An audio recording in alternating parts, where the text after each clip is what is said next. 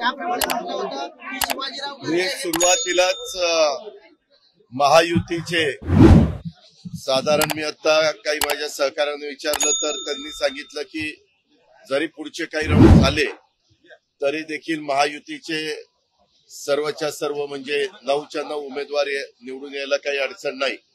पहिल्या राऊंड मध्ये तर किती उमेदवार निवडून आलेले ते आपल्याला सगळ्यांना माहितीच आहे आणि एकंदरीतच ही निवडणूक सगळ्या जनतेचं लक्ष होतं, महाराष्ट्राचं लक्ष होतं।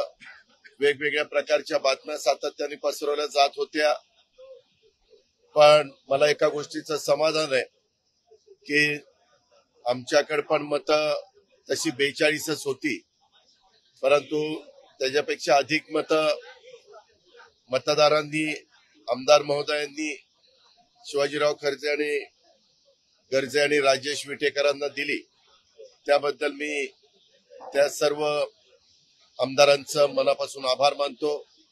त्यांनी टाकलेल्या विश्वासाला निश्चितपणे हे दोघंही योग्य पद्धतीनं काम तिथं विधिमंडळामध्ये करतील।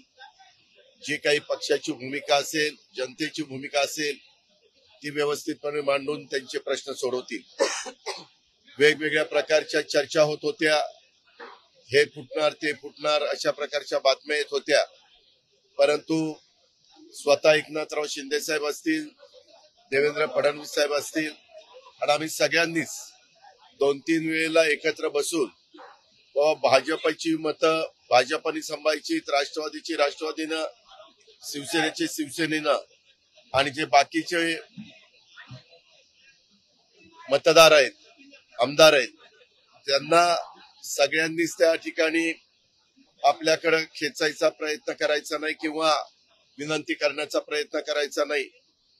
तर आम्ही साधारण वेगवेगळी जबाबदारी वेगवेगळ्या पक्षांनी वाटून घेतलेली होती आणि ती जबाबदारी वाटून घेतल्यानंतर आमची महायुतीची एकंदरीत एक युनिटी ही याच्यातनं सगळे महाराष्ट्राला पाहायला मिळालेली आहे।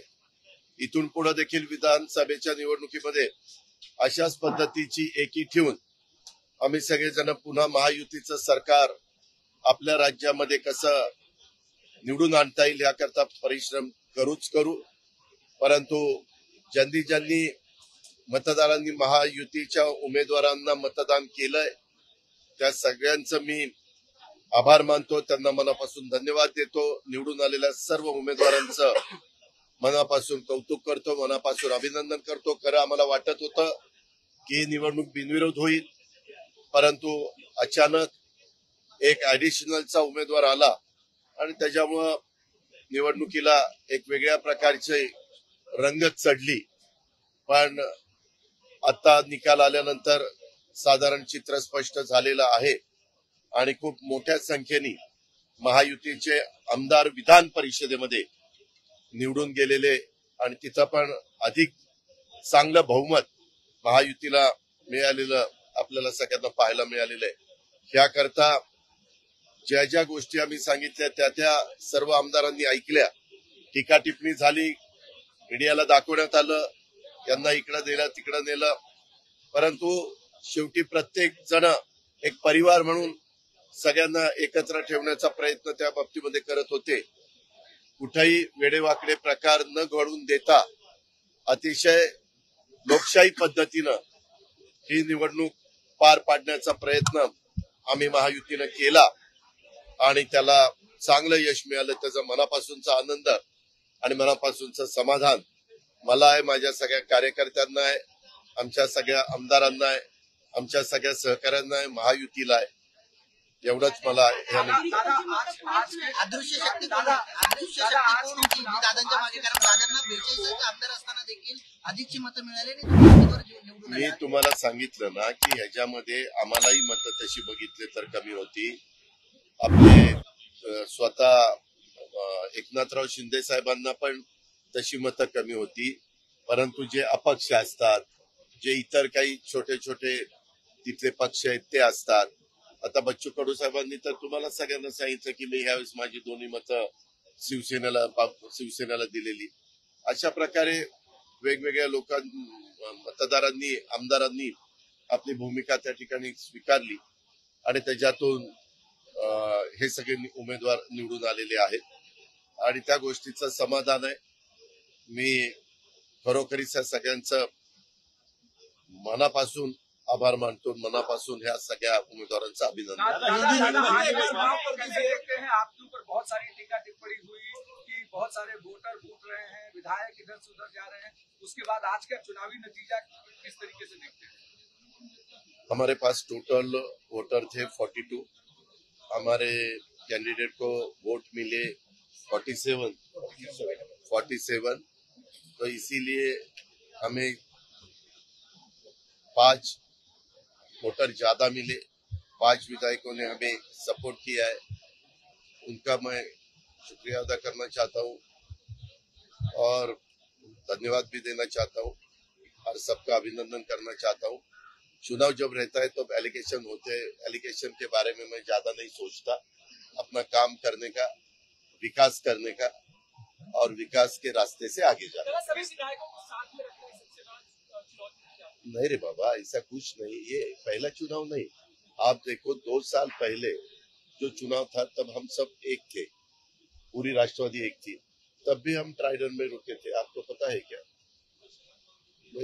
हमेशा जब चुनाव आता है तो एक दिन के लिए सब, क्योंकि अलग अलग, एक तो अभी एमएलए हॉस्टल नहीं है, उसका कंस्ट्रक्शन चालू है, तो इसीलिए कोई अपने घर पे रहता है, कोई दोस्तों के पास रहता है, कोई होटल पे रहता है, तो सब एक जगह अगर रहे तो उनको कैसा, किसको वोट करने का है, क्योंकि हमारे भी 2 कैंडिडेट थे, वो 1 नंबर किसको देना, 2 नंबर किसको देना, ऐसा सब देखना पड़ता है और सबको मिलने के लिए वो हमें ठीक लगता है.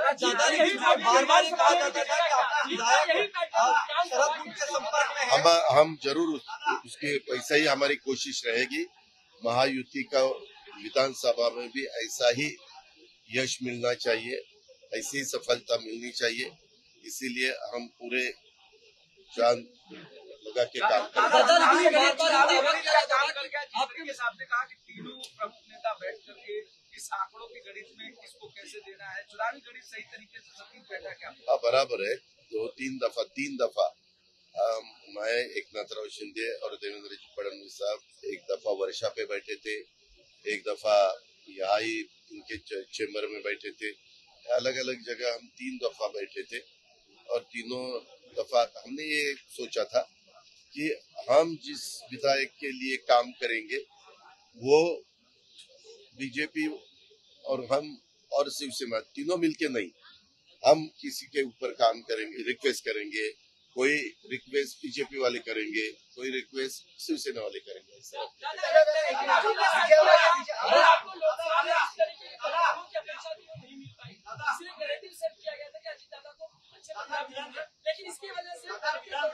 वो नैरेटिव के बारे में मैं ज्यादा नहीं सोचता. मैंने पहले ही आपको बताया, डेवलपमेंट के बारे में मैं सोचता हूँ और हम डेवलपमेंट के बारे में ही सोचेंगे. आगे भी डेवलपमेंट के विचार करके ही आगे जाएंगे.